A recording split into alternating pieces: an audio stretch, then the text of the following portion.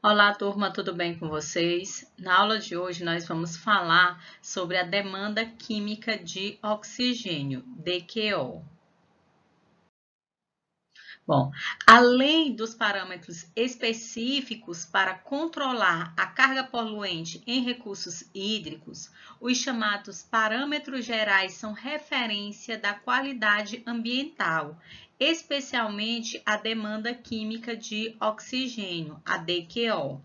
Resoluções como a do CONAMA, Conselho Nacional de Meio Ambiente, número 430 de 2011, e a CONSEMA, de número 355 de 2017, tem com a DQO um dos parâmetros mais expedidos para determinar a supressão de oxigênio dissolvido das águas residuárias. Responsável por estabelecer o procedimento padrão atual para a determinação da DQO, baseia-se especificamente na utilização do dicromato de potássio como agente oxidante, mas com diferentes formas de procedimento e de detecção. Então, a demanda química de oxigênio, a DQO, ela corresponde à quantidade de oxigênio consumido por materiais e substâncias orgânicas e minerais que se oxidam sob condições experimentais definidas.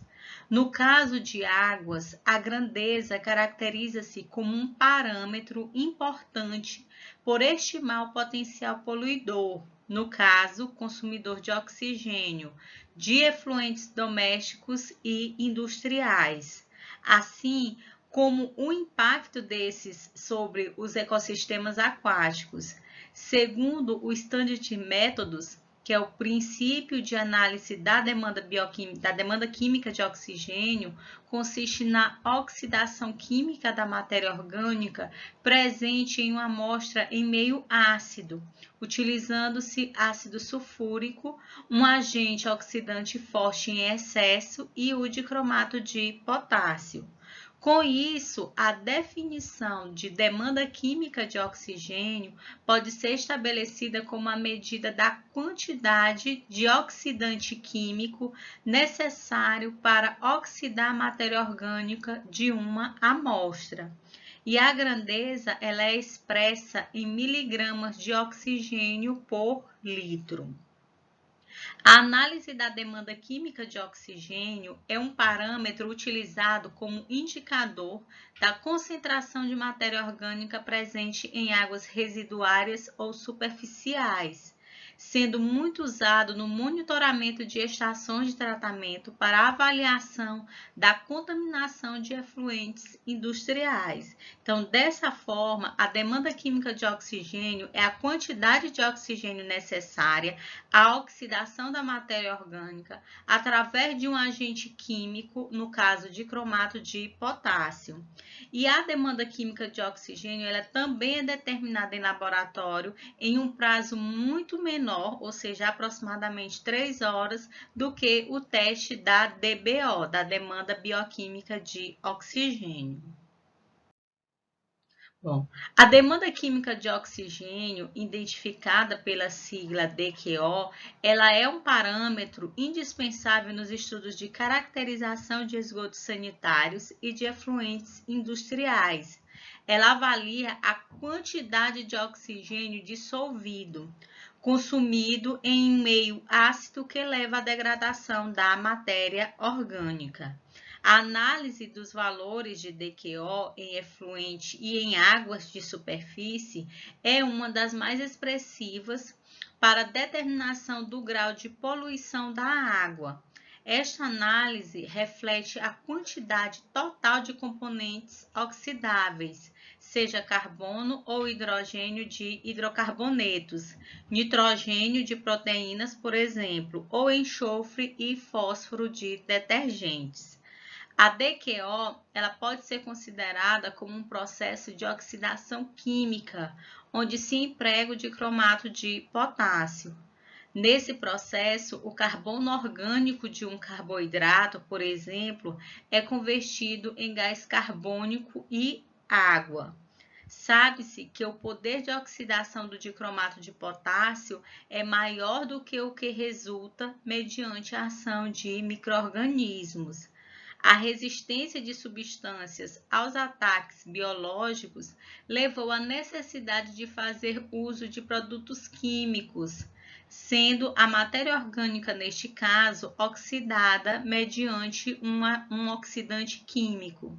É justamente aí que a DQO se diferencia da DBO, da demanda bioquímica de oxigênio, onde é medida a quantidade de oxigênio necessária para ocorrer a oxidação da matéria orgânica biodegradável, ou seja, na DBO não é necessário fazer uso de produtos químicos. A DQO é muito útil quando utilizada juntamente com a DBO para observar a biodegradabilidade de despejos. O método químico é mais rápido do que a DBO, a demanda bioquímica de oxigênio, tem duração de 2 a 3 horas, enquanto que o outro equivale a um tempo de 5 dias. Então, a demanda química de oxigênio, ela vai representar a quantidade de oxigênio necessária para oxidar a matéria orgânica utilizando um agente químico, um reagente químico. Esse resultado ele é mais rápido do que a DBO, ou seja, mais rápido do que a demanda bioquímica de oxigênio, e utiliza o íon de cromato em meio ácido como o agente oxidante. Substitui o oxigênio na oxidação da matéria orgânica e é um parâmetro importante em despejos que contenham substâncias tóxicas. Há diferentes vantagens e desvantagens ao utilizar os diferentes métodos para a determinação da demanda química de oxigênio, sendo a escolha definida por parâmetros de tempo de análise, quantidade de reagentes utilizados, quantidade de resíduos gerados, quantidade de amostras possíveis de serem feitas em uma só batelada de análise e exatidão dos métodos. Então, como algumas vantagens desse método da demanda química de oxigênio, nós temos o teste, ele gasta apenas 2 a 3 horas para ser realizado. O resultado do teste dá uma indicação do oxigênio requerido para a estabilização da matéria orgânica presente naquela amostra. E o teste ele não é afetado pela nitrificação.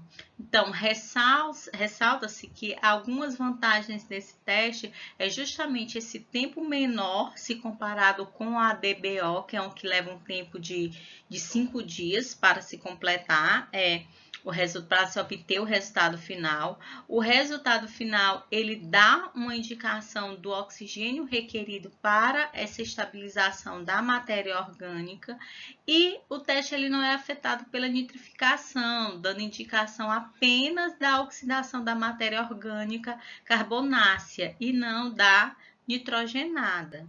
Então, cita-se ainda como vantagem que o processo não está sujeito a tantas variáveis como no sistema biológico e não requer tantos equipamentos. Bom, mas a demanda química de oxigênio também apresenta algumas limitações no seu teste, como são oxidadas tanto a fração biodegradável quanto a inerte do despejo e não fornece a taxa de consumo do oxigênio ao longo do tempo. Então, e apresenta também outras desvantagens, como no processo de avaliação da demanda química de oxigênio, são oxidadas tanto a fração biodegradável quanto a fração inerte do efluente, o que leva a uma superestimação do oxigênio consumido. O teste também ele não fornece informação sobre a taxa de consumo da matéria orgânica ao longo do tempo. E certos constituintes inorgânicos, eles podem ser oxidados e interferir no resultado. Então, essas são algumas desvantagens no teste da demanda química de oxigênio. Aqui nós temos para os esgotos domésticos brutos a relação entre a demanda química de oxigênio e a demanda bioquímica de oxigênio. E essa relação ela varia em torno de 1,7 a 2,4. Então, vamos entender com relação a esse resultado. Quando essa relação DQO e DBO for baixa, a fração biodegradável ela é elevada e há uma provável indicação para tratamento biológico. Ou seja, os testes de DQO e DBO, eles são realizados para determinar o nível de poluição de águas e efluentes, sendo que a relação entre a DQO e a DBO em efluentes e águas residuais, ela é utilizada nas previsões das suas condições de biodegradabilidade. Então, a relação DQO-DBO, ela varia de acordo com o efluente e também a medida que o esgoto ele passa pelas diversas unidades de tratamento da estação de tratamento. A tendência é que essa relação ela aumente devido à redução da fração biodegradável. Então, para efluentes domésticos, essa relação ela varia entre 1,7 a 2,4. Já que para esgotos industriais, essa relação ela pode variar amplamente. Então, alguns indicativos sobre essa relação. Se a relação DQO e DBO, a fração biodegradável é elevada, sendo indicado o uso para tratamento biológico. Se a relação entre DQO e DBO ela for intermediária, ou seja, entre 2,5 a 4, a fração biodegradável ela não é elevada, sendo recomendado realizar testes de tratabilidade para validar a utilização de tratamento biológico.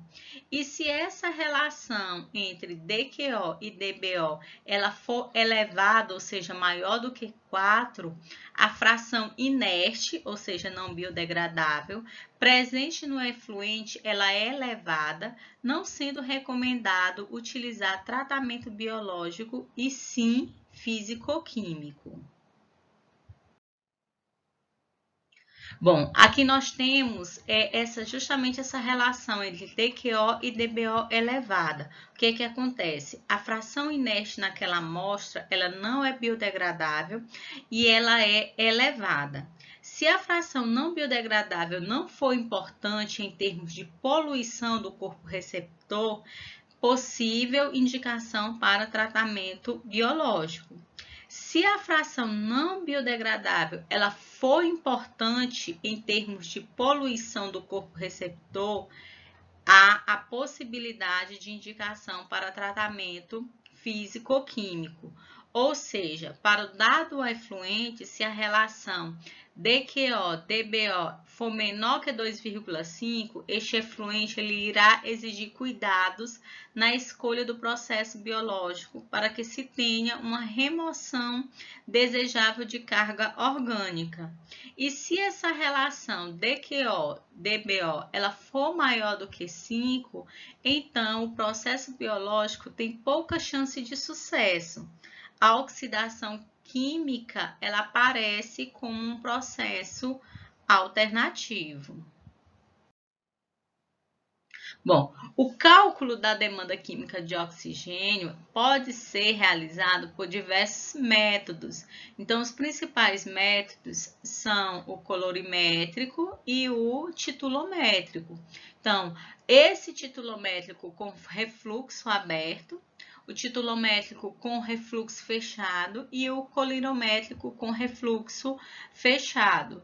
Então, aqui nós temos, no método colorimétrico, através essa análise pode ser feita através de um bloco digestor, através de um espectrofotômetro. E no método titulométrico, nós temos aqui a chapa aquecedora e o método de titulação.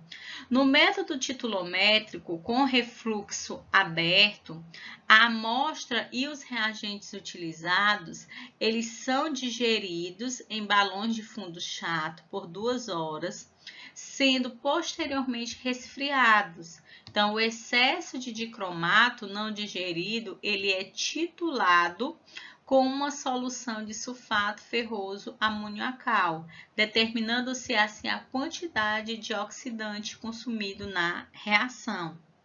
Já no método colorimétrico, com refluxo fechado, a amostra ela também é digerida por 2 horas e é medida